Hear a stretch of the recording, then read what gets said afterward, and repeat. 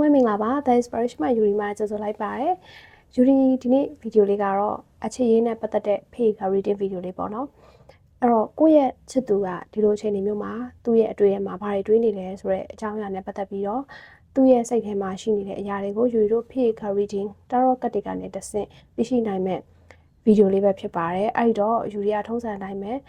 group 3ခုချထားပေးမယ်အဲ့ဒီထဲကမှကိုတေးသေးချာချာလေးလေးနဲ့အာရုံပြုပြီးတော့ကိုရွေးချယ်လိုက်တဲ့ group ကနေတဆင့်ကိုချစ်သူရဲ့စိတ်ထဲမှာဘာတွေတွေးနေလဲဆိုတဲ့အကြောင်းအရာလေးတွေကိုတာရော့ကတ်တွေကနေတဆင့်ပြပြမှာဖြစ်ပါတယ်အဲ့တော့ခု group 3ခုချထားပေးမှာဖြစ်တဲ့အတွက်ကြောင့်မို့လို့တေချာစိတ်အာရုံစိုက်ပြီးတော့ group တစ်ခုကိုရွေးချယ်လို့ရပါတယ်အဲ့တော့ခု group 1 2 3 3ခုကိုချထားပေးတယ်အဲ့တော့ကိုစိတ်အာရုံထဲမှာတေချာလေးနဲ့ထားပြီးတော့ကိုရဲ့ချစ်သူကိုလည်းစိတ်ထဲကတေချာချာအာရုံပြုပြီးတော့သူ့ရဲ့စိတ်ထဲမှာရှိနေတဲ့အကြောင်းအရာတွေကိုသိချင်လို့တာရော့ကတ်တွေကနေတဆင့်ဘာတွေပြောပြမလဲဆိုတဲ့အကြောင်းလေးကိုအာရုံစိုက်ပြီးတော့အချိန်ထပ်လို့ခြင်းနဲ့ဆိုလို့ရှိရင်ဗီဒီယိုလေးကိုခဏရက်ပြီးတော့ရွေးချယ်လို့ရပါတယ်အဲ့တော့ယူရီတို့အခုပထမအောင်ဆုံးဒီ group 1ပေါ့နော်ဒီ group 1ကိုရွေးချယ်ထားတဲ့သူတွေအတွက်သူ့စိတ်ထဲမှာဘာတွေတွေးနေလဲဆိုလို့ရှိရင်သူ့စိတ်ထဲမှာကိစ္စနှစ်ခုကြားထဲမှာဗျာများနေရတယ်ဆိုတဲ့ပုံစံမျိုးတွေးရတယ်ပြီးတော့သူအခုလက်ရှိမှာကိုပေါ့နော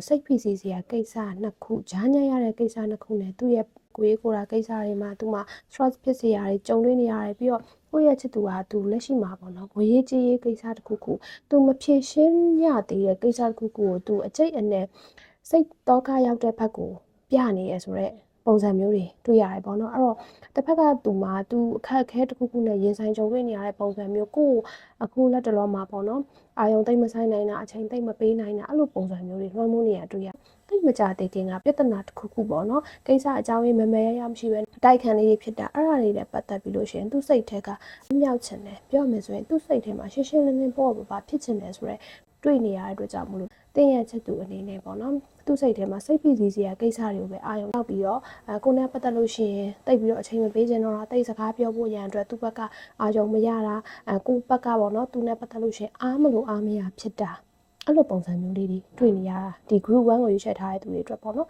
်တွေ့နေရတာရှိတယ်အဲ့ဒီအတွက်ဒီလိုအခြေအနေမျိုးမှာစိတ်ဖိစီးနေတဲ့သူဖြည့်ရှင်းရခက်တဲ့ကိစ္စတစ်ခုခုဂျင်းနဲ့ကြက်တဲ့ရောက်နေတဲ့အချိန်ကာလလိုမျိုးဖြစ်နေတယ်အဲ့တော့သူ့ကိုအနေနဲ့ပေါ့နော်အရင်ကြီ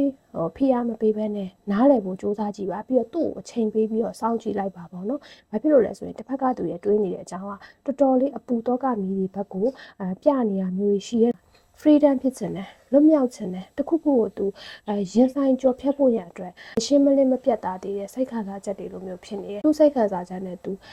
ဖိအားနဲ့သူအဲ့လိုမျိုးရှုပ်ထွေးစရာလေးရှိနေတဲ့အတွက်ကြောင့်မို့လို့ခုလက်ရှိမှာသူတွေးနေတဲ့အတွေးတွေကတော့စိတ်နဲ့လူနဲ့မကတ်တာမျိုးတို့အဲ့လိုမျိုးပေါ့နော်သူ့ကိုကြည့်ရင်ကိုကအေးဆက်ဆက်ဖြစ်နေတာမျိုးပြောင်းလဲပြီးတော့ခံစားနေရတာမျိုးအဲ့ဒါမျိုးလေးတွေးနေရတာရှိတယ်အဲ့အတွက်ကြောင့်မို့လို့တစ်ဖက်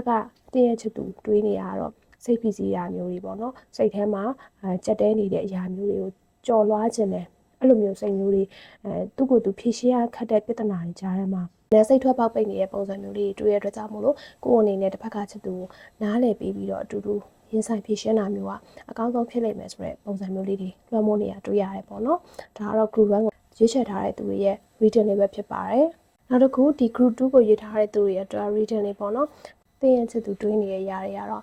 သူနဲ့ကိုယ်နဲ့ကြားထဲမှာအတွင်းရေးဆိုင်ရာကိစ္စတွေသူ့စိတ်ထဲမှာပေါ့နော်ကိုယ်ကိုမပြောပြတဲ့ကိစ္စရဲ့မျိုးတွေတော်တော်များနေတယ်ဆိုတဲ့ပုံစံမျိုးလေးတွေ့ရတယ်နောက်တစ်ခုအနေနဲ့ပြောမယ်ဆိုရင်သူ့ရဲ့မိသားစုပြဿနာတော့၎င်းသူနဲ့ကိုယ်နဲ့ကြားထဲမှာသူ့ဘက်ကရေငုံနှုတ်ပိတ်နေတယ်တော်ရုံလဲဖွင့်မပြောတဲ့ feeling လေးတွေပေါ့နော်သူ့စိတ်ထဲမှာအဲ့ဒီအရာတွေကိုအတွေးအာရုံရောက်နေရဆိုတဲ့ပုံစံမျိုးတွေတွေ့ရတယ်သူ့ရဲ့အလုပ်သူ့ရဲ့ဒီတိုးတက်ရတိုးတက်လန်းကြောင်းလက်ရှိမှာပေါ့နော်ဖြစ်ချင်တာနဲ့ဖြစ်တဲ့တာနှစ်ခုကြားထဲမှာသူဖြာများနေရတယ်ဆိုတဲ့ပုံစံမျိုးလေးတွေလည်းတွေ့နေရတာရှိရဲနော်ဒီလိုအခြေအနေမျိုးမှာသူ့ရဲ့ဘဝတက်လန်းတစ်ခုခုနဲ့ပတ်သက်ပြီးတော့စိတ်ထဲမှာရွေးချယ်စဉ်းစားဆုံးဖြတ်စရာသူ့ကိုယ်သူအားမရတာမျိုးသူ့ရဲ့ဘဝတက်လန်းနဲ့သူ့ရဲ့အလောက်ကိုင်းနဲ့ပတ်သက်ရင်သူ့စိတ်ထဲမှာတွေးဝေနေတာမျိုးအဲ့လိုမျိုးလေးတွေပေါ့နော်ယခုတင်းရဲ့ချစ်သူစိတ်ထဲမှာတွေးနေတဲ့တွေးမျိုးတွေရှိရဲ့သူ့စိတ်ထဲမှာတချို့တော့စိတ်ထဲကမပြေပြောင်းနိုင်သေးတဲ့ကိစ္စရဲ့မျိုးလေးတွေလည်းရှိနေသေးဆိုတဲ့ပုံစံမျိုးလေးတွေလွှမ်းမိုးတာတွေ့ရတယ်ဘာမဆိုပေါ့နော်ပုံမှန်လေးနဲ့ဖွင့်ဟပြောဆိုဖို့လိုအပ်တယ်ဆိုပြီးတော့ဒီ group 2ကိုရေးထားတဲ့သူတွေအနေနဲ့အဓိကအရေးကြီးတာမျိုးပြနေရပေါ့နော်ဘာဖြစ်လို့လဲဆိုလို့ရှိရင်တစ်ဖက်ကသူကသူ့စိတ်ထဲမှာပိတ်လောင်နေတယ်မွန်းချက်နေတယ်ကိုယ့်ကိုလည်းဖွင့်မပြောဘူးသူ့စိတ်ထဲမှာသူ့ဟာသူ သိမ်းဆည်းထားတဲ့အရာမျိုးတွေအဲ့ဒီအရာတွေကတော်တော်များနေတယ်အဲ့တော့သူ့ရဲ့စိတ်ထဲမှာဆုံးဖြတ်စရာတွေကိစ္စရပ်မျိုးတွေစိတ်ခံစားချက်တွေရှိနေတယ်။ဆုံးဖြတ်ချက်တစ်ခုခုကိုပြပြတသားချဖို့ရန်အတွက်သူ့ရဲ့မိသားစုတော်လကောင်သူ့ရဲ့ပတ်ဝန်းကျင်တော်လကောင်အဲ့လိုမျိုးအရာတွေကိုသူထည့်တွေးပေးနေရတဲ့ပုံစံမျိုးတွေတွေ့နေရတာရှိရပေါ့နော်။အဲ့တော့သူ့စိတ်ထဲမှာမပြောပြမဖွင့်ဟတဲ့ကိစ္စရပ်မျိုးလေးတွေပေါ့နော်ရှုပ်ထွေးမှုတွေအဲ့ဒီ feeling မျိုးတွေတော်တော်များနေတဲ့အတွက်ကြောင့်မို့လို့ဒီ group 2ကိုရေးထားတဲ့သူတွေအနေနဲ့တစ်ဖက်ကတင်းရဲ့ချစ်သူနဲ့ကိုယ်နဲ့ကြားထဲမှာဘယ်အရာမျိုးလေးတွေကမရှင်းလင်းမဲနဲ့ခုတက်တိကိုတယောက်နဲ့တယောက်ကြားထဲမှာအဆိုင်ခဲလေးတွေဖြစ်နေလဲဆိုတာကိုအဖြေရှာပြီးတော့သူ့ဘက်ကိုရောကိုယ့်ဘက်ကိုရောအချင်းချင်းညှိနှိုင်းပြီးတော့ရှေ့ဆက်ဖို့အရေးကြီးရဆိုတဲ့ပုံစံမျိုးလေးတွေပြနေရပေါ့နော်အဲ့တော့ဒီ group ကိုရေးထားတဲ့သူတွေအနေနဲ့တစ်ဖက်ကတင်းရဲ့ချစ်သူအနေနဲ့ကတော့သူ့ကိုယ်သူထက်သူ့ရဲ့တိုးတက်ရာတိုးတက်ကြောင့်သူ့ရဲ့မိသားစုအရေးသူ့ရဲ့ဒီပတ်ဝန်းကျင်မိတ်ဆွေအဲ့လိုမျိုးတွေပေါ့နော်သူ့ကိုယ်သူထက်တခြားသောအရေးကြီးတဲ့ကိစ္စတွေကိုသူ့ရဲ့စိတ်ထဲမှာတွေးနေတဲ့ပုံစံမျိုးတွေတွေ့ရတယ်ကိုယ်နဲ့ပတ်သက်လို့ရှိရင်သူ့စိတ်ထဲက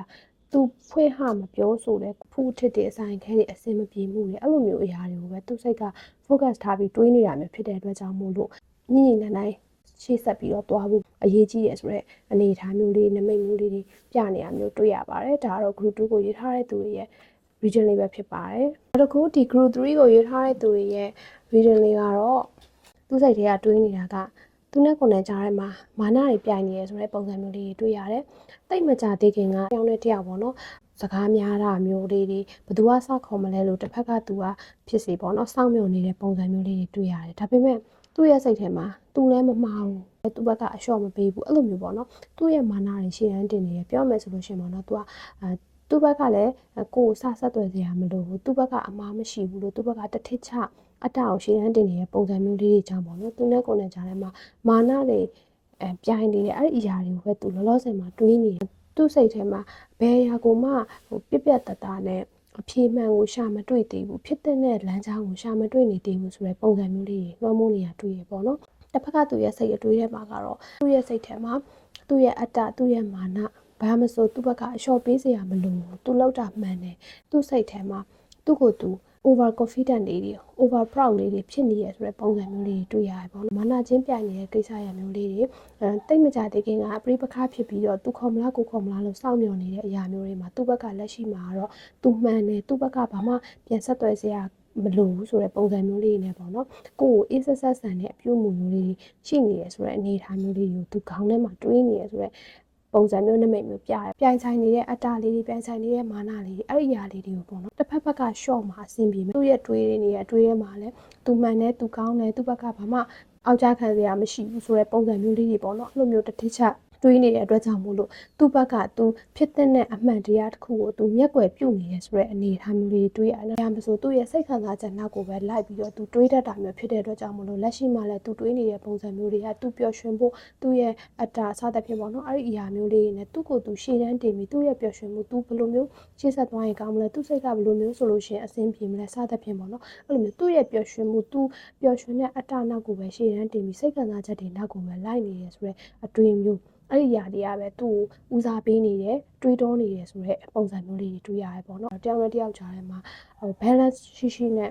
တစ်ဖက်နဲ့တစ်ဖက်ကညှိနှိုင်းပြီးတော့ရှေ့ဆက်သွားတာမှပိုပြီးတော့ကောင်းလိမ့်မယ်လက်ရှိမှာတော့သူ့ရဲ့အတွေးတွေကတော့သူ့ရဲ့ပျော်ရွှင်မှုသူ့ရဲ့ဖြစ်ချင်တဲ့စံနာတွေနောက်ကိုပဲရှေ့တန်းတွင်ပြီးတော့တွေးနေရဆိုတဲ့အတွေးတွေပဲ